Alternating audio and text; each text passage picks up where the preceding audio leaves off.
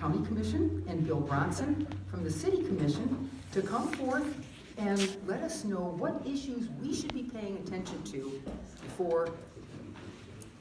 in the state legislature. So again, welcome everybody and thanks for coming.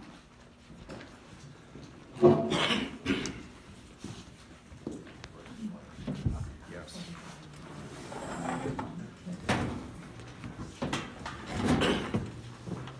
Well, good evening, everyone. Thank you for the invitation to be with you. Those of you who know me know I tend to wander when I speak, but I'm not going to do that tonight because, as you can tell, my voice is not 100%, so I probably better stay close to the mic. What is being handed out to you are a couple of things. Number one, you go to the back sheet, front and back.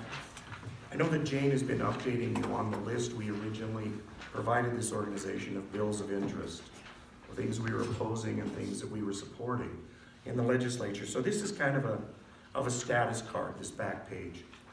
And as is the case in all legislative sessions, it's a mixed bag. You win some, you lose some. You just hope that you win the more important ones. The front document, however, is a very fast-moving freight train that is coming through the legislative process in House Bill 2, which of course is the main budget bill.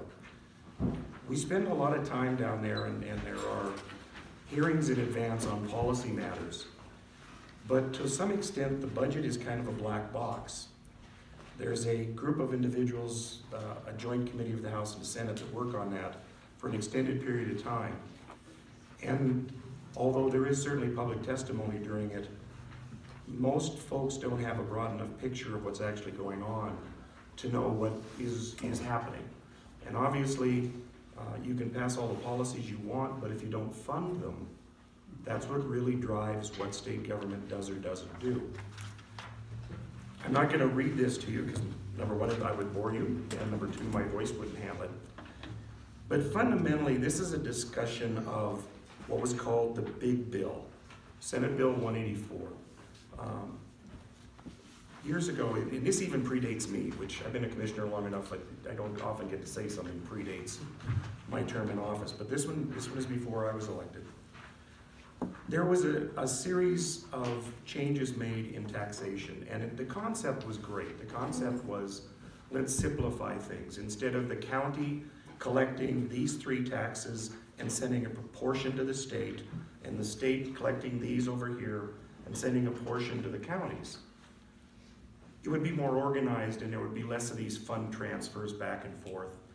And so what was created was this big bill where all of these funding, basically, regardless of who collect them, the money goes to the state and then the state is supposed to redistribute it back to cities and counties.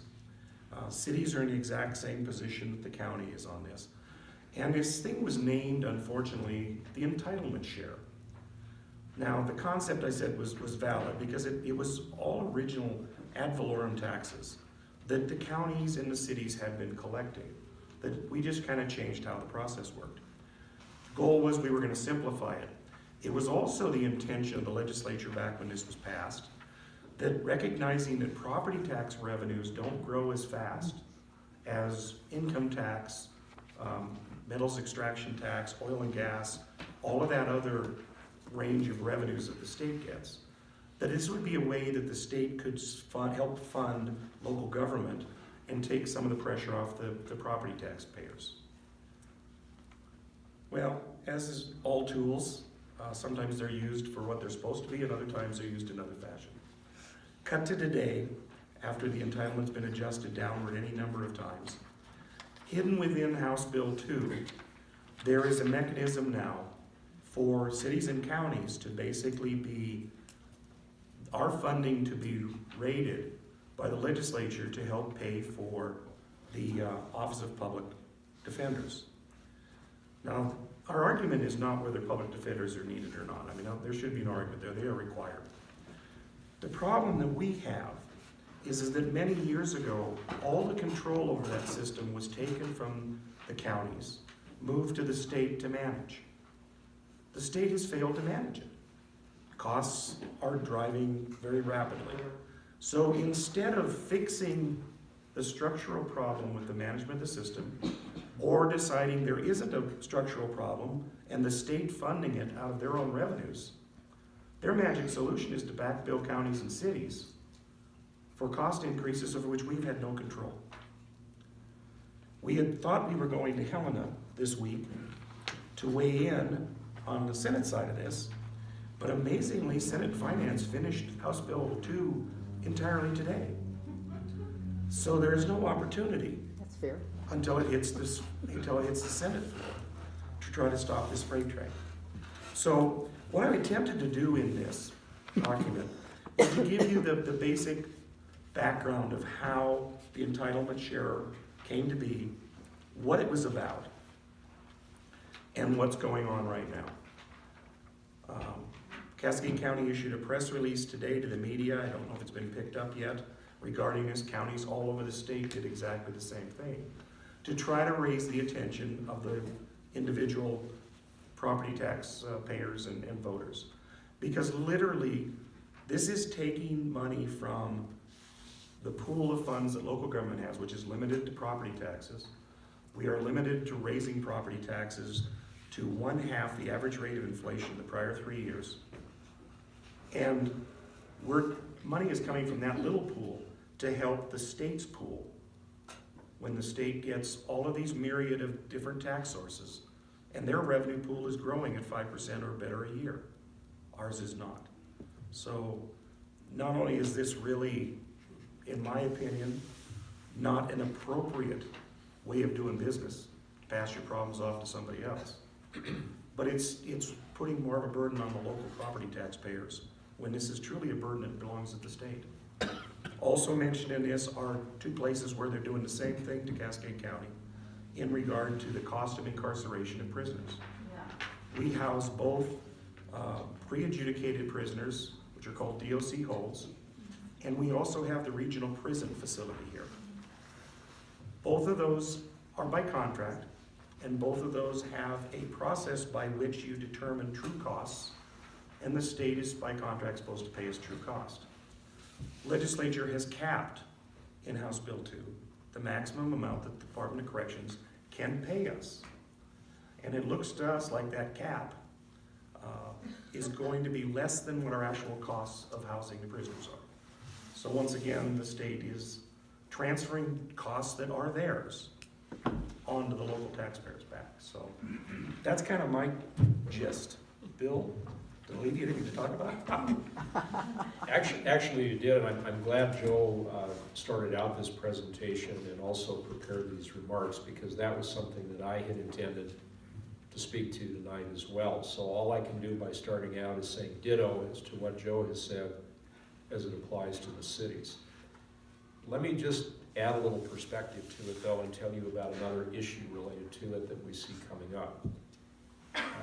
As Joe mentioned, this entitlement program, not probably well named, but that's the name we're stuck with, goes back to 2001, as some of you know when I talked about this at our last session.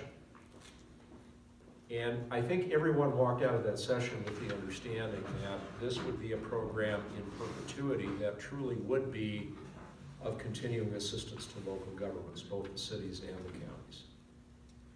But what Joe is speaking to and what I've spoken to you about in the past is the fact that over the last few years, we now have a legislature that for the most part does not remember the deal that was made back in 2001. They have no recollection, no understanding, and no appreciation of the circumstances that gave rise to it, which therefore makes that money very attractive to legislators who are perhaps interested in addressing other needs that we may have in the state. But the real question that needs to be asked is, are those needs to be borne by city and local taxpayers, or should they be borne by another source? This to me is yet another example of what happens when you have a system with term limits. Most of you know I have become a rabid opponent of them. I firmly believe that if you don't like your legislator, you can always get rid of them by finding a candidate to run against them and vote against them and hopefully get them out of office. But as somebody who has been around the legislature in some way, shape, or form, off and on for now about 40 years, I can tell you that I truly miss the sage wisdom of legislators on both sides of the aisle who remembered a lot of these things that had happened and were the institutional memory of the body. And then along with the new folks that would come in periodically would be able to craft legislation that I think was more in the interest of the majority of the citizens of the state and the taxpayers. I say also that in my recollection over the years, we've had fewer and fewer legislators who have a background in local government, like Joe and myself. Years ago, it was not uncommon to see people who had been city commissioners or city councilmen. They'd been county commissioners. They'd been on planning boards or school boards. And as a result, they tended to have a much better understanding of what was happening when somebody came in with some idea that was going to impact either a city, a county, a school district, or some type of special district that we have throughout the state. And I miss that as well because it makes our job a lot harder. We did learn yesterday that related to the events that Joe has just described, there is another bill in the hopper, House Bill 773, which we've not really had a chance to look at, but what it appears to be intended to do is carry on this issue with the Office of Public Defender beyond not just this biennium, but well into the next decade by looking at the entitlement share again as a source of funding for the Public Defender program. And I can tell you as an attorney, even though I don't practice in the criminal field anymore, I couldn't agree more strongly with his comments that if anything needs to be done with the Office of the Public Defender program, it needs to have much better management than it has today. And to expect cities and counties to bear the share of the cost of running a program that in our estimation is either not well managed or that we have no opportunity to manage ourselves, that's a disgraceful outcome. And so, as again, I think Joe said it well. I just want to touch on a couple of other things, though, some of which I've mentioned before, things that the city of Great Falls in particular is monitoring. But they're also of interest sometimes to our friends over at the county as well. You've heard us talk about the importance of the tax increment financing tool to economic development in our communities. We continue to monitor and speak out on legislation that has come before the legislature this year, trying to really change some of the things that we have tried to do with TIF over the last few years. Things which I think on balance are very good.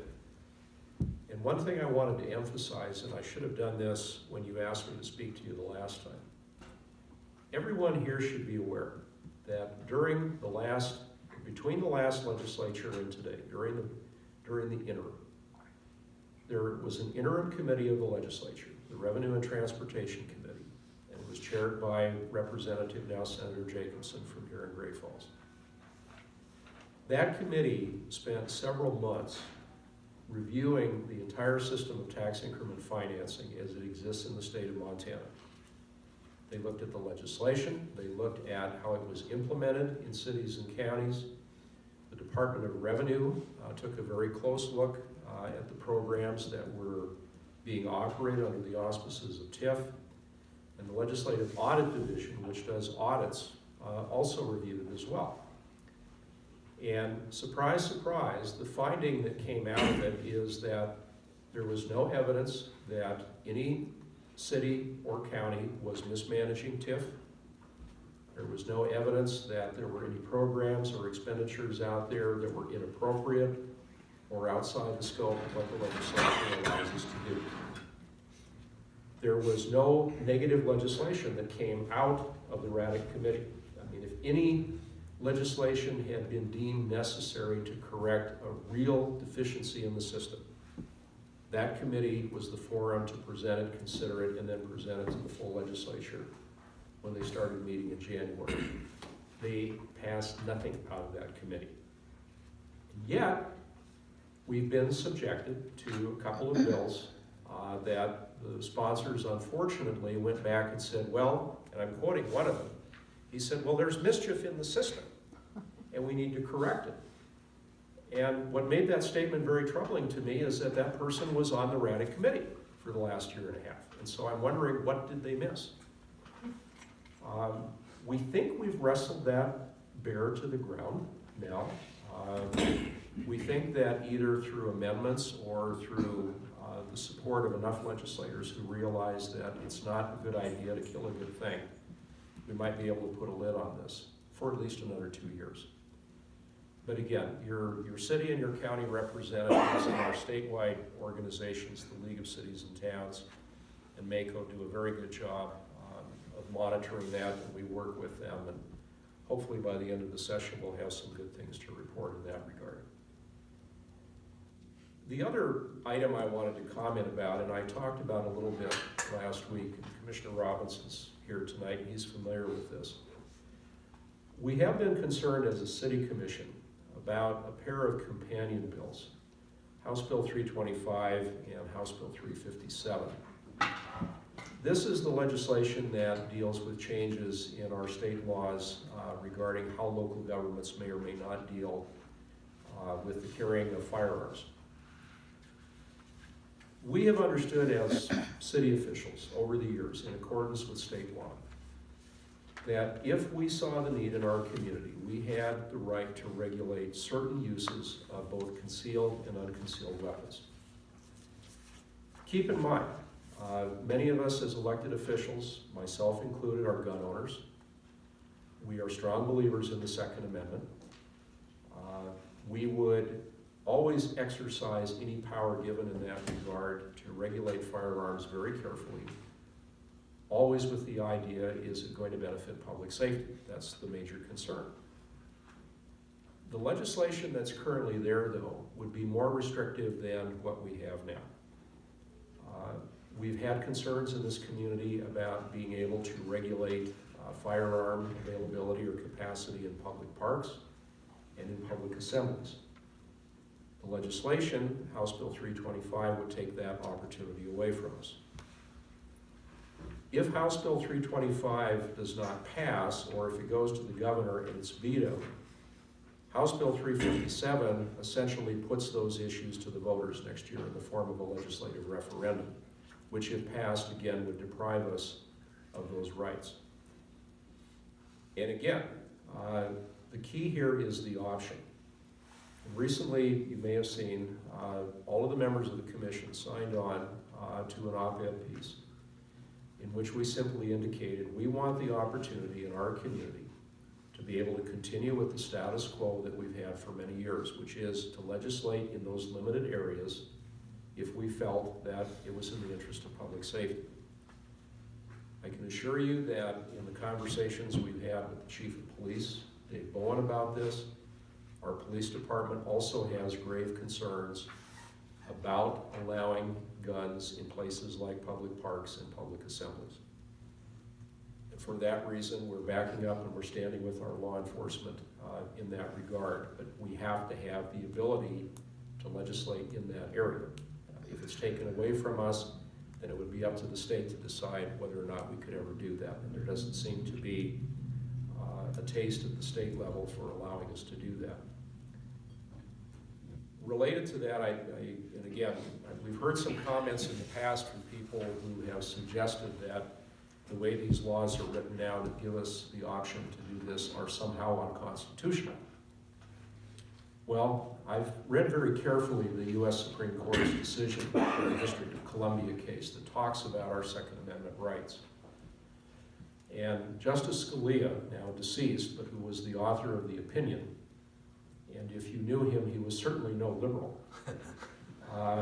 Even Justice Scalia, for the majority, points out that this decision, which overturned an ordinance in the District of Columbia banning the possession of any firearms, nothing that we would contemplate here. But he pointed out that he said the Second Amendment rights that we talk about are not absolute rights. And he references, and he is entirely 100% accurate because I've read these provisions going as far back as Mr. Blackstone in his commentaries of 300 years ago. There has always been a tradition recognized that government would have the ability to regulate certain uses of firearms in the interest of public safety. And Justice Scalia and the majority made it very clear that the decision in the District of Columbia case cannot and should not be read to override those particular considerations. The court would always be willing at a future time to consider a particular regulation that someone might thought or might think was too onerous. But the court left the strong impression that beyond recognizing the general right to own, possess, and carry a firearm, governments would have some ability in the interest of public safety to regulate that use in certain limited circumstances. So the position that our city commission took in that op-ed is simply a recognition not of something that we just dreamed up in the last few years, but it's based on a very strong, historically based right that goes back to our common law traditions in Great Britain. And it's been a good tradition, and it's one that we want to keep in today's world if we feel that we have to do certain things, again, in the interest of public safety as recommended by our police department. So, lots of other things I could talk about, but I know we're going to be heading out to our other program here, and I'm sure Joe and I'd be happy to answer any questions you might have. So questions, please. There must be some questions. What are you gonna do about this term limit thing? There you go. Oh, There you go. I think that people who used to be in the legislature but could possibly run again could do something about that. So I guess I would just like to add, you were talking about the interim committee. That's another victim of term limits.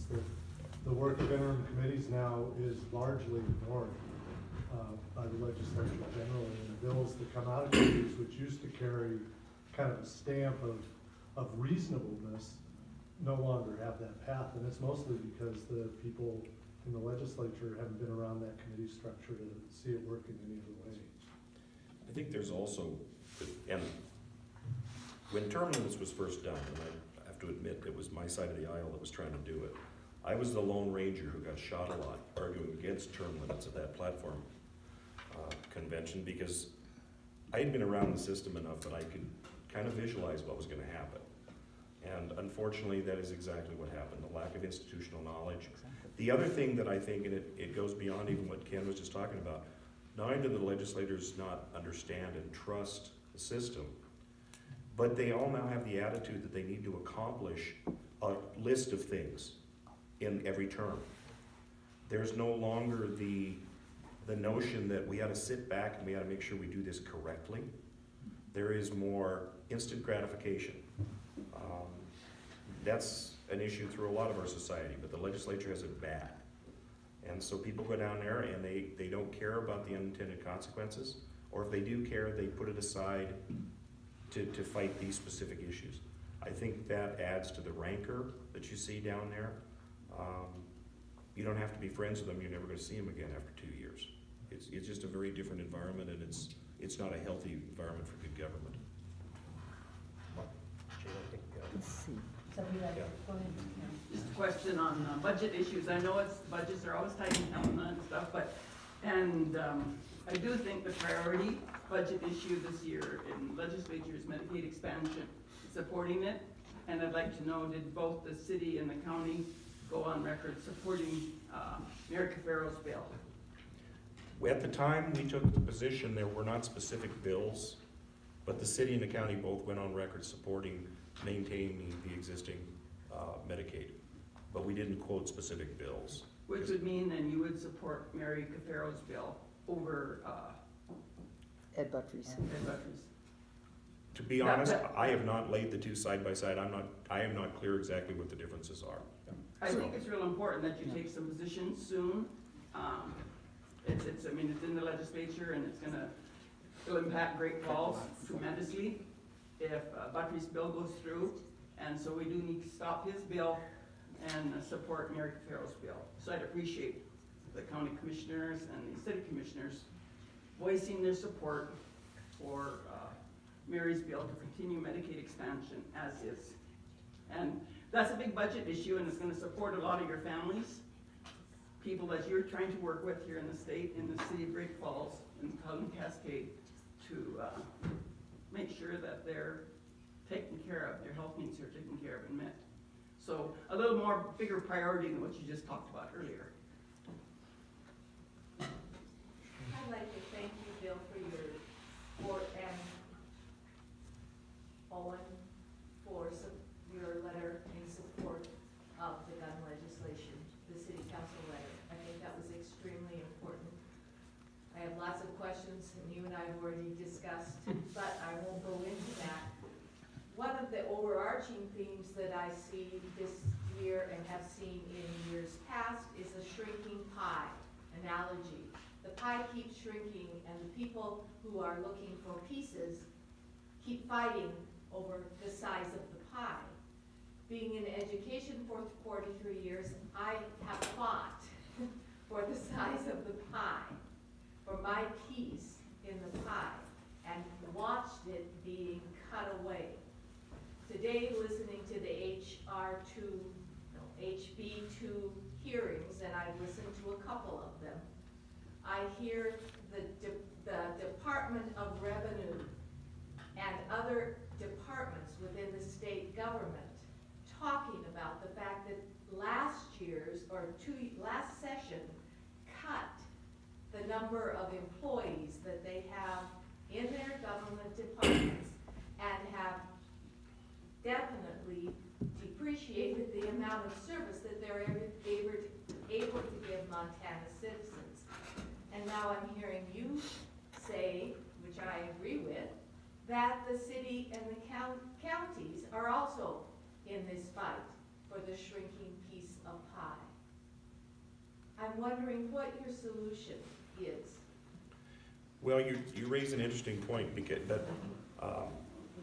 cuts made in the Department of Revenue have exacerbated a bad situation. But for many years in the county, we have found properties that were never brought onto the tax rolls. One example would be when the Gore Hill Fire District changed from a flat fee per parcel to a bracketed group of taxable value. So if you have a low-end home, you pay X. A more expensive home, you pay a little more, on and on. We had, and this goes back when Jess Anderson was still treasurer, so this is 10 years ago. We had a public meeting up in Gore Hill, and we had Jess print out the tax rolls, and we encouraged people to look at them.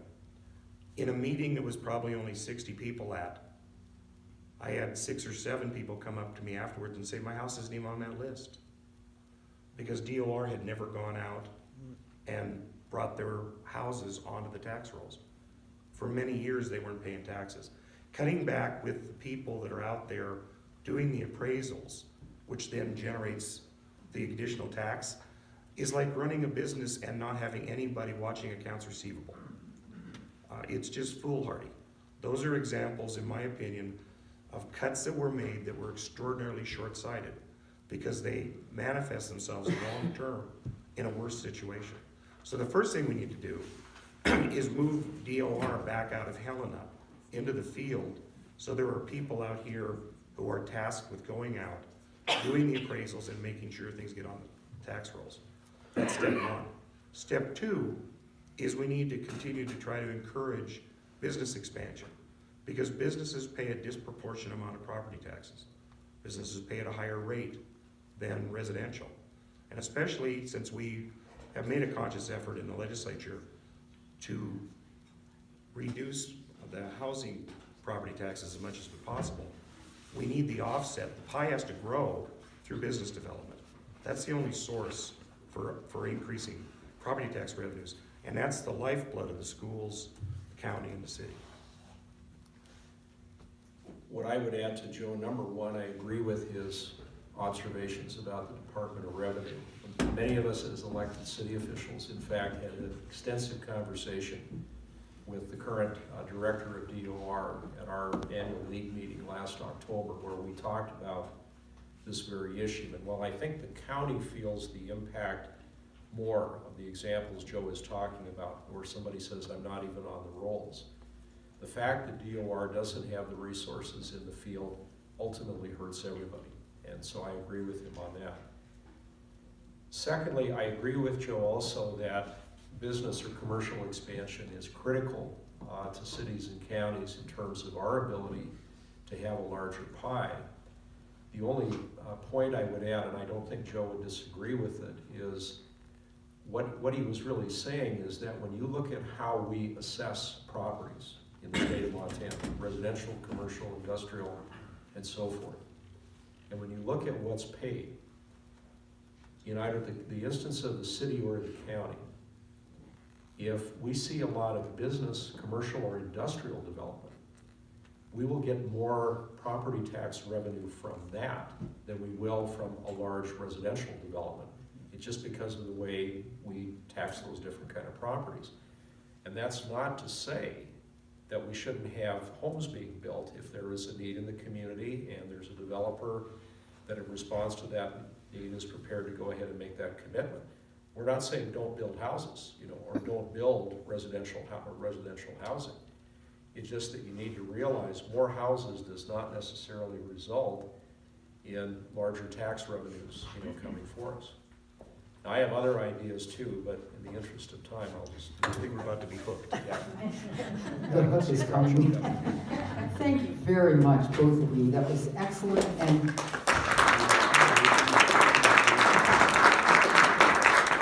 let's all remember to keep up with these issues. Call 406-444-4800.